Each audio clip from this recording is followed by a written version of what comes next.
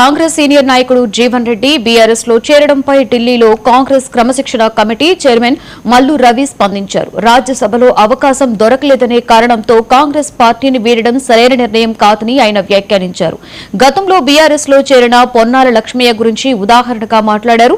కాంగ్రెస్ లో 4 దశాబ్దాలుగా కీలక పాత్ర పోషించిన జీవన్ రెడ్డి నిర్ణయం బాధాకరమని పేర్కొన్నారు. బీఆర్ఎస్ లో చేరిన రోజే పండుగ, ఆ తర్వాత అంతా దండుగా అంటూ ఎద్దేవా చేశారు. కరీంనగర్ ప్రజలకు, రైతులకు ఏం చెప్పాలి అనుకుంటున్నారని ప్రశ్నించారు మల్లు రవి.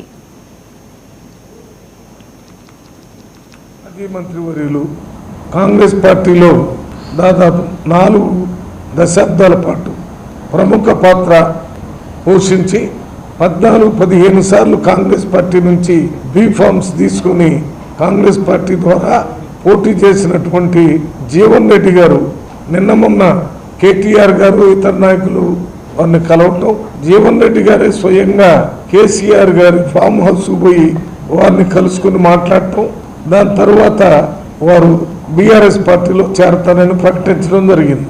త్వరలోనే జగిత్యాల్లోనే ఒక బహిరంగ సభ పెట్టి 20వ తారీఖు అనుకుంటాను ఆ పార్టీలో ఆ మీటింగ్లో కేసీఆర్ గారు సమక్షంలో బీఆర్ఎస్లో పార్టీలో చేరతానని చెప్పారు.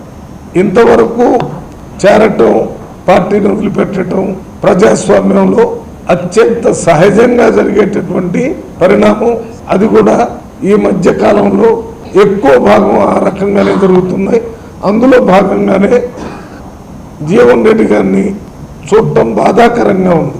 ఎందుకంటే జీవన్ రెడ్డి గారు కాంగ్రెస్ పార్టీ తరఫున కేసీఆర్ గారు ఎంపీగా నిలబడితే వారికి వ్యతిరేకంగా కాంగ్రెస్ పార్టీ తరఫున ఎంపీగా కాంగ్రెస్ పార్టీ నిలబెట్టి కాంగ్రెస్ పార్టీ తరఫున ఒక్క 10,000 ఓట్లతోనే ఓడిపోయారు. అంత పెద్ద ఎత్తున కాంగ్రెస్ పార్టీ తరఫున అప్పుడు కేసీఆర్ గారికి పోటీగా కాంగ్రెస్ నిలబెట్టిన సంగతి